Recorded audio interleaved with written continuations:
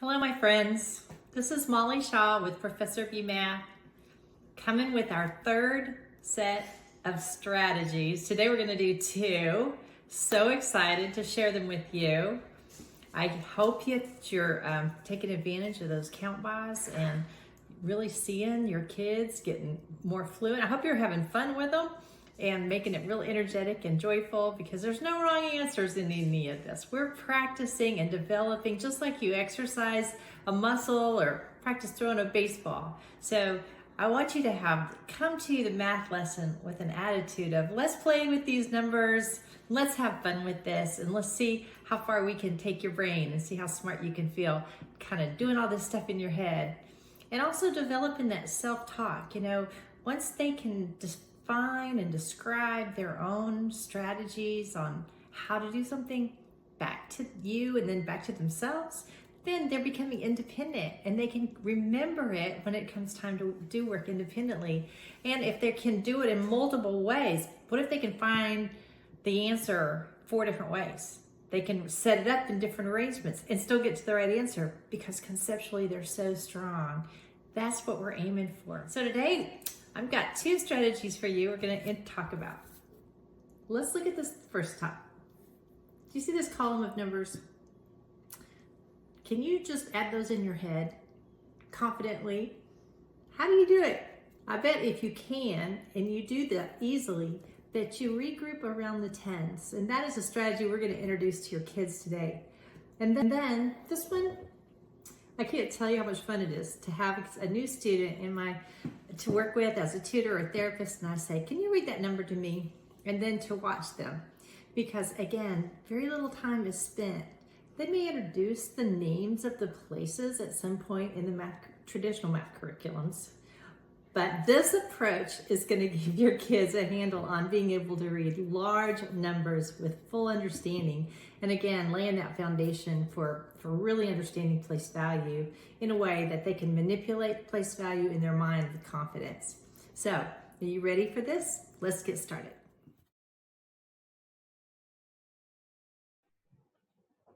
You don't have to have them in a column. You can just have them laying next to one another, like we do in his workbooks. But if we were going to add, I usually give them about 10 numbers when we're starting out.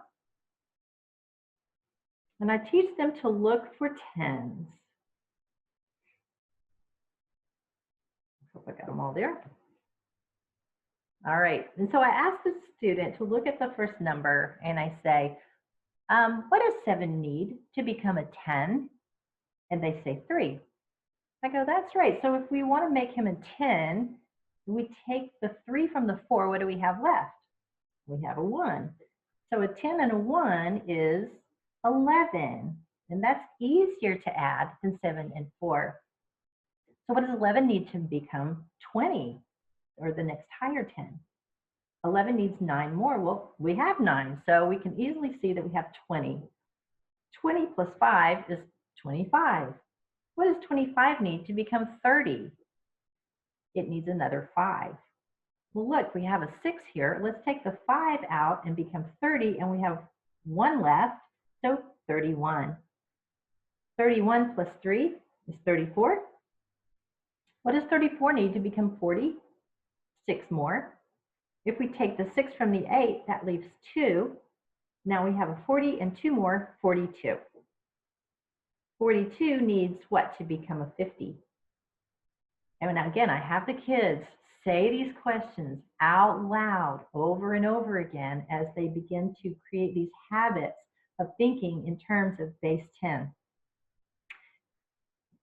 And we move on down till they get to the answer 65. I interrupted myself and lost my train. All right, but this is what I call base 10 thinking. And there are multiple strategies, again, all through Professor Barrett's work, where he takes them back over and over again to regrouping into these 10s. It makes a huge difference in the kids' power, mental math power. Again, it eliminates rote memorization of facts, because rote memorization is not always reliable. Sometimes they can remember it clearly and other times they can't. So I start out by creating 15 blanks on the board. And you can kind of leave some space in between so that they kind of are grouped in threes for the kids. I didn't do that very well, but you can see that you could do that. And then I just fill them in with random numbers.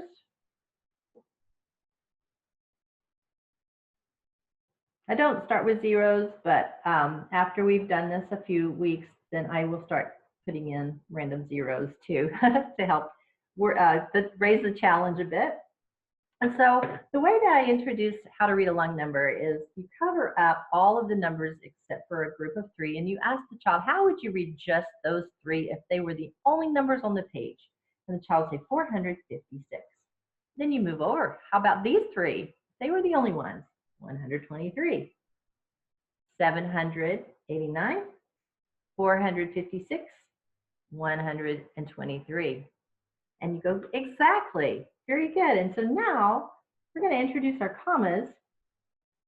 And we're going to say that they have names. We're going to name our commas.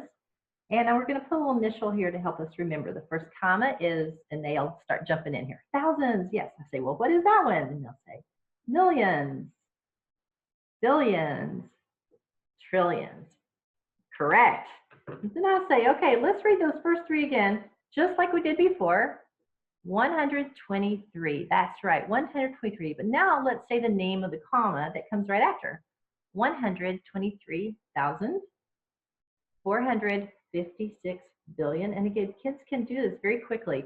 789,123,456. That's kind of phase one. This is the foundation where you introduce this.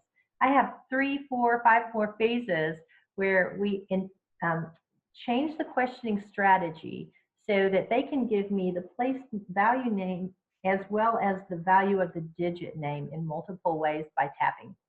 So I'll say, what is this place called? Tens. What is this place called? 10,000. What is this place called? 10 million. And again, that's just a taste of some of the additional phases that we do with the reading the long number. I also teach them commas up to 10 commas, and I show them that bi means 2, tri means 3, quadrillion has the 4 root in there, and I can teach them easily how to remember all of their names up to 10 using morphological. Professor B has such a unique way of introducing math concepts. It's not like a traditional textbook, as you can tell.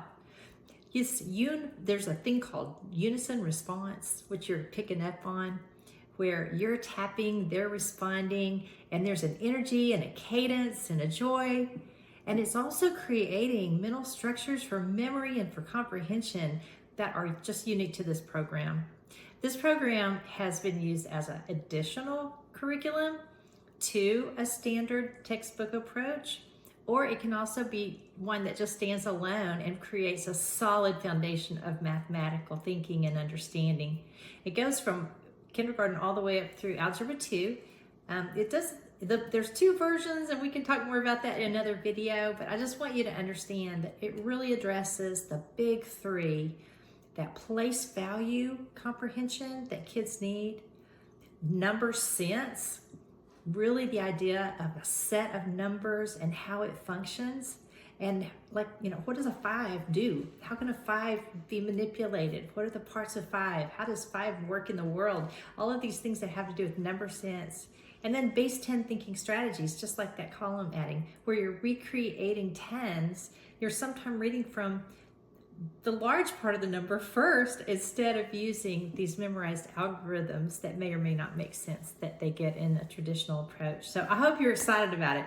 You're also learning to become an amazing teacher. So your confidence should be going up too as you encounter these. So we're looking forward next to multiplication facts. I talked about it earlier that I'm going to show you a completely different way to teach it. So multi-sensory. So stay tuned for the next one. As I said before, we can count numbers, so we can count threes. Here are 3 pencils in this bundle, and every bundle has 3 pencils.